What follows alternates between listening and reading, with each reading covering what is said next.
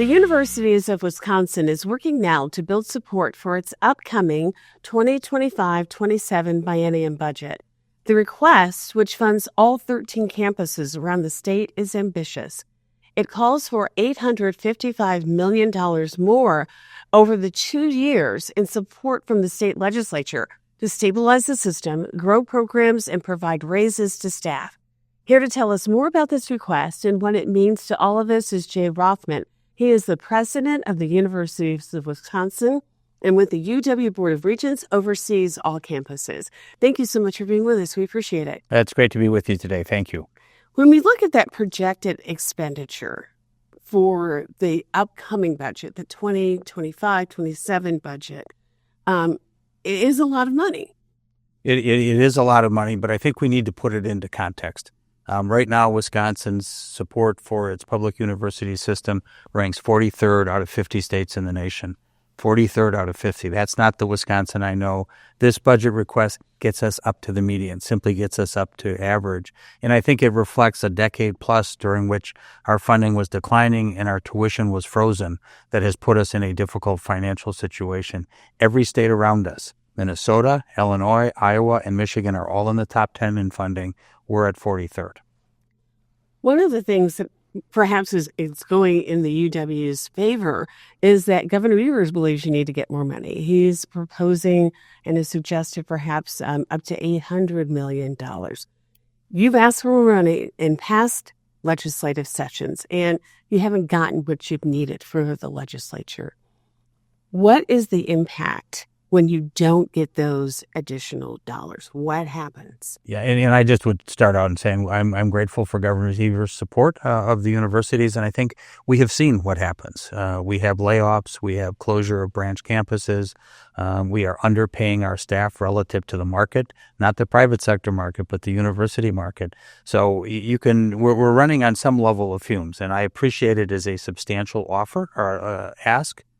But this is over a long period of time that we have fallen to 43rd out of 50. That has to end if Wisconsin is going to have a vibrant Universities of Wisconsin. You have really been working and continue to work to help people around the state understand what impact the universities have on our everyday life.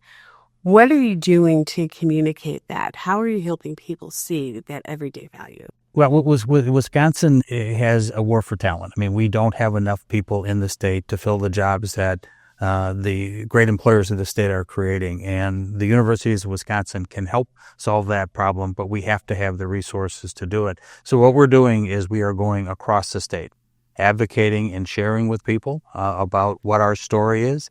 The fact that we graduate, over 36,000 people a year, that we are a great talent magnet for the state of Wisconsin.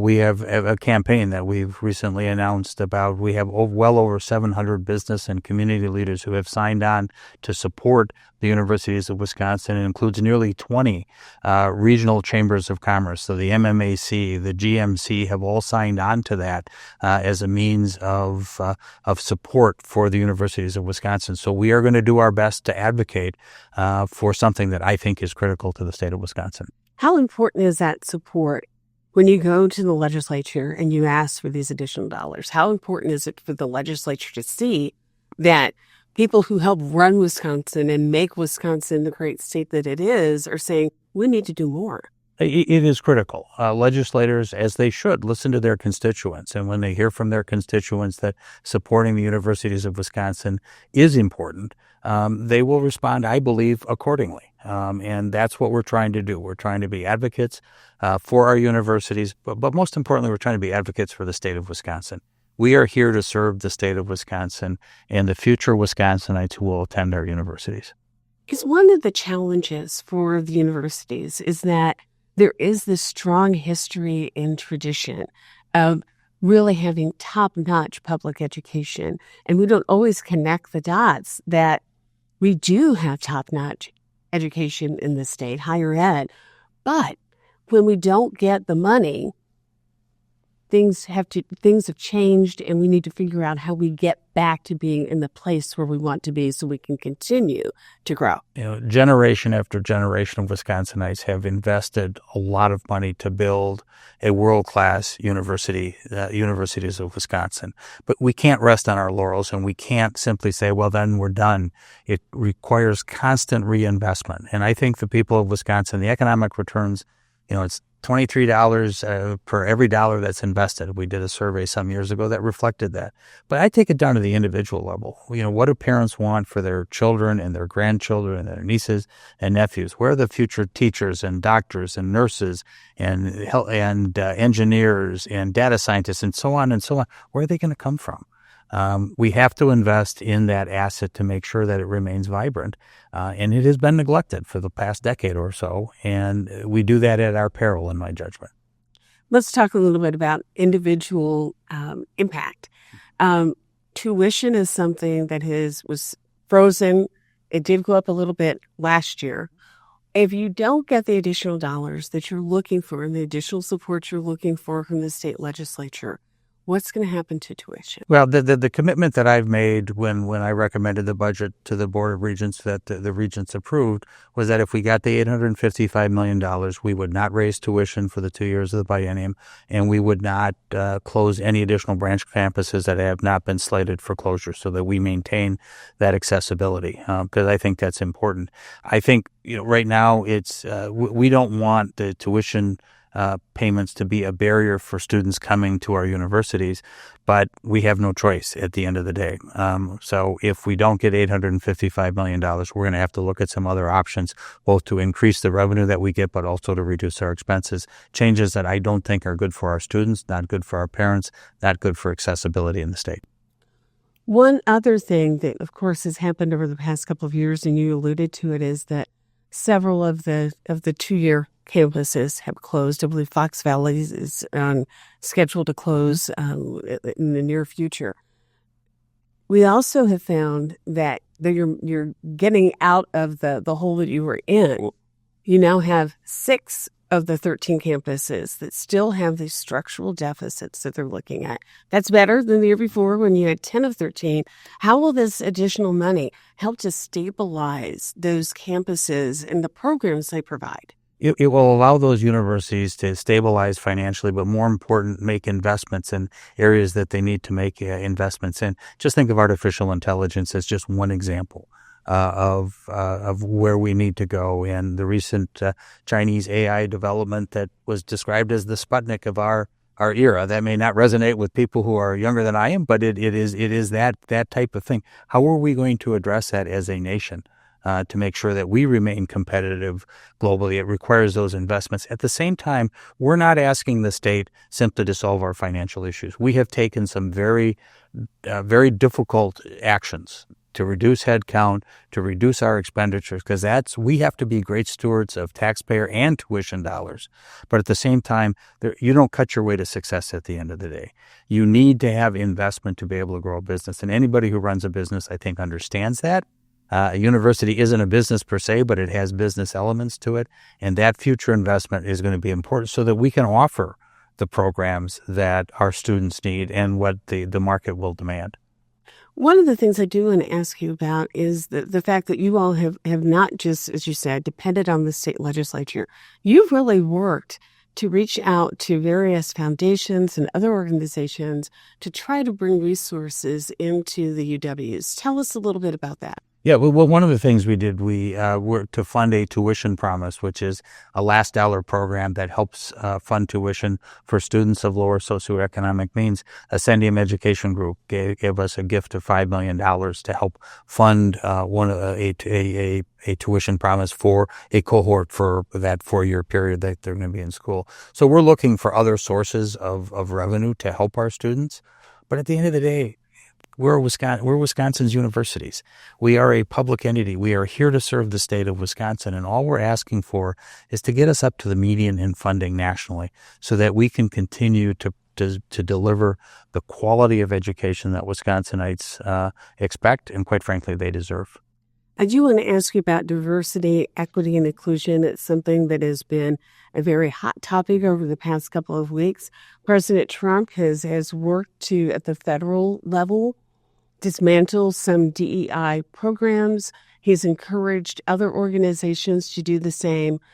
Is that something that is happening at the university? We know that there were some changes that were made to DEI programs in a deal with the state legislature to get some building funding and some funding for raises. What's the state of DEI right now at the universities of Wisconsin? Yeah, I think we need to step back because when I started in my role about 2.5 years ago, one of the first questions I asked our chancellors is, what are we trying to achieve with our diversity and inclusion efforts? What is the goal of it? And, I think a couple things came out of that. One is that we need to think about diversity more broadly, that diversity also includes diversity of ideology, religion, veteran status, disabled status.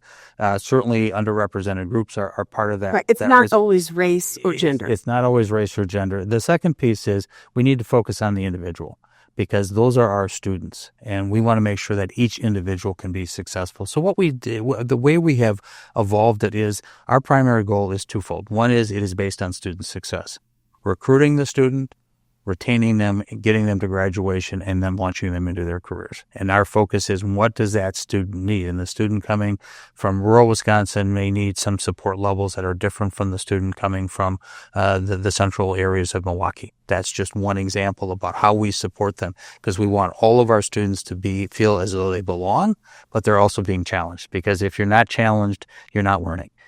So I think that's the first part is about student success. The second is ensuring that our students have some exposure to ensure that they become more culturally fluent. And what I mean by that is that they can understand, because they're going to compete in a global marketplace, they need to understand that the people that they may be dealing with may view the world very differently than they do. They don't have to agree with it, but understand how you deal in that area and understand that the way you view the world is not necessarily the way the other person you're dealing with is viewing the world. And how do you build at least a mutuality of vision in that environment? So that's another piece that we're focused. So those are our elements of our diversity and inclusion programs as we move forward the way we want to get to. Because again, this is focused on the student.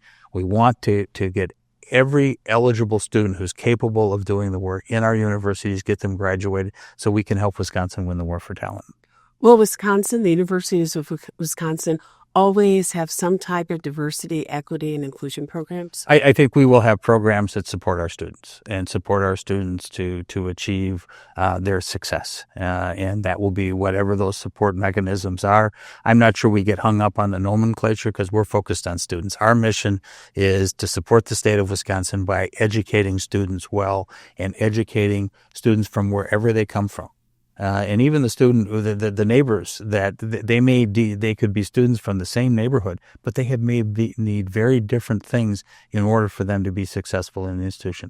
Let's focus on the institution. Let's focus on the student to make sure that they can be successful. We still need the student to try. This is not a free pass, but we need to be there to support them to have an environment where they feel as though they belong and can be successful. One final question on DEI. There's some programs that historically, particularly if we look at UW-Madison, have brought in underrepresented students and provided that support even when they were in high school.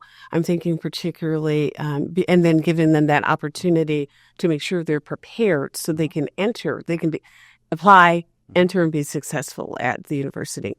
I'm thinking particularly the People program and of the First Wave program. Are those programs likely to continue in the future? I think time will tell and the directives that we get from the federal government, but I think having those programs that help students, regardless of where they come from, that need that help to bridge, to get into the university so that they can be successful, that's consistent with our philosophy. We're focused on student success. And I want to make sure we continue to invest to the extent that we have the dollars to do so, because Wisconsin needs those graduates to be vibrant economically. Jim Rothman, president of the Universities of Wisconsin, or we can now call them the UWs, right? You can, absolutely. Okay, great. There's a lot on your plate. We really appreciate you taking time to be with us here today and for joining us here in the studio. Thank you. Thank you very much. We'll be right back.